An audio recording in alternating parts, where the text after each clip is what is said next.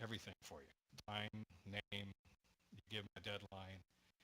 The last time we did this, they were concerned that they weren't fast enough, and I mean, I just couldn't believe they were trying to knock out 10 obstacles in 5 minutes. I mean, they were flying all over the place. It was pretty cool to watch. But is that psychomotor? Of course it is.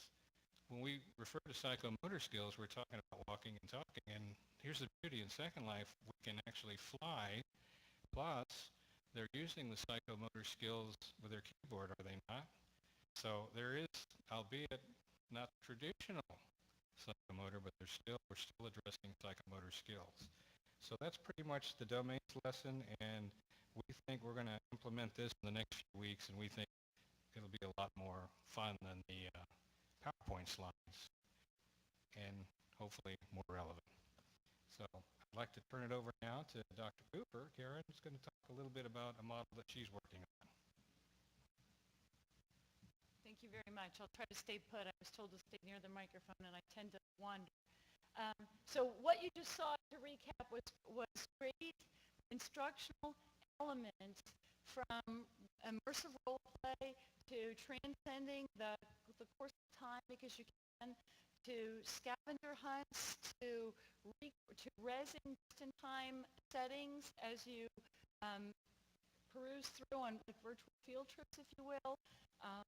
The idea of a quest, the use of snapshots to guarantee that a student has actually gotten to a place and they are who they say they are, and they got there at a certain time as an end destination and a proof in having reached a location or finding a source or finding a destination.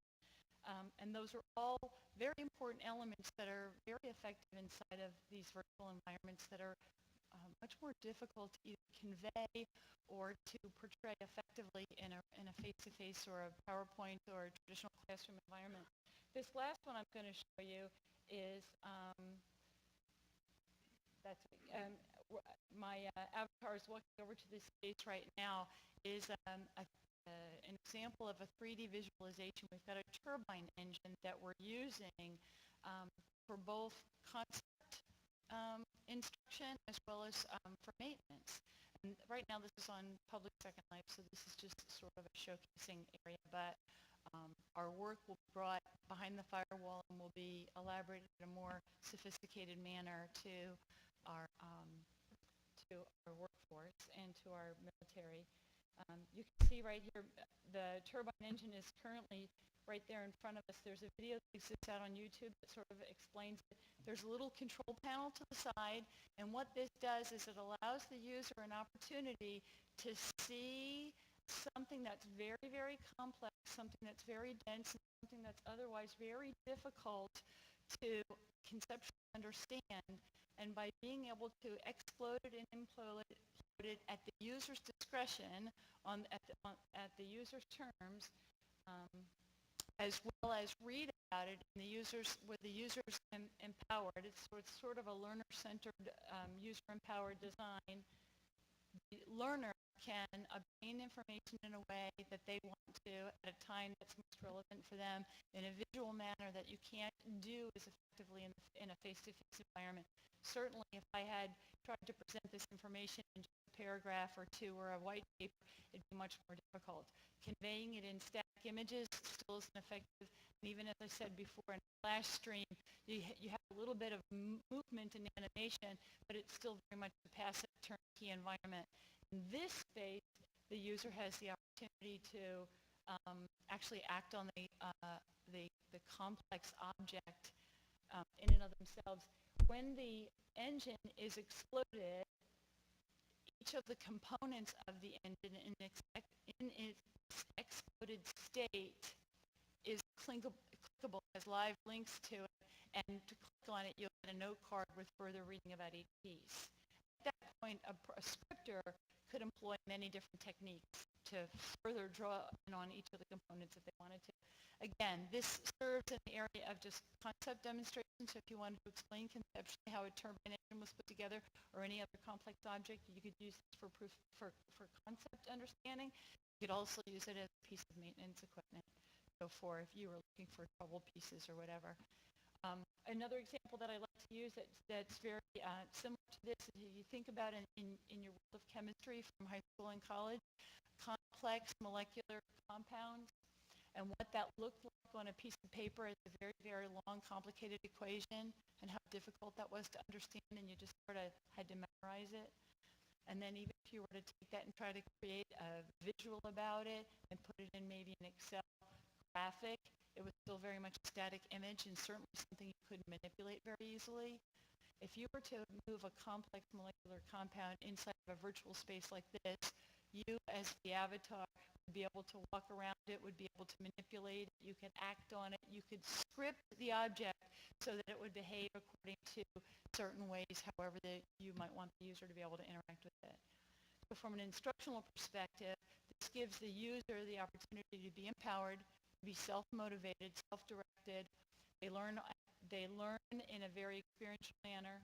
They learn visually. You can attach audio files to this as well. So the YouTube video sits there as a supplement right on the side. And so there's supplement information and supporting information around this.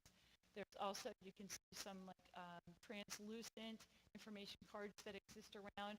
We've got them configured so that they're just-in-time information, so that when you walk close, when you are in proximity to certain things, these translucent pop-ups will show up, and when you move away from them, they will disappear. So it's just-in-time information, and it's information that's relative to you when you're in that space, and not relevant, and not in that space, it's not relevant to you, and it disappears. That, again, too, is something that you can do in a virtual environment more effectively than you can do in a face-to-face environment. So we found this, research found that the 3D visualization angle for virtual worlds is a very, very powerful way for a student to learn. There are other examples that we have. I don't know if we have any questions at this time. Do we have any questions or anything specific that anybody wants to see or understand again? Okay. Well, I don't know if there's any, did you want to bring Andy in or anything to see if there's anything? Okay. Well, I know this presentation isn't worried about almost two-thirds of the way through the presentation, but if we have no questions, we've got other examples that we can show people offline. Some of the areas not open to the public right now, and we'll be around for follow-up information if you'd like afterwards. Does that be okay? So thank you very much for your time, and if we can help you in any other way, please let us know. Thanks.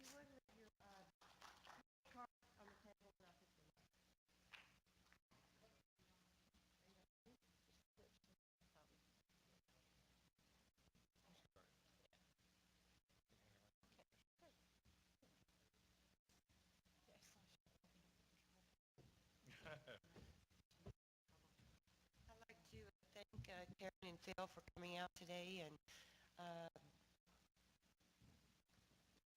strengthening our knowledge with virtual worlds. On behalf of the GameTech Committee, I'd like to thank you very much.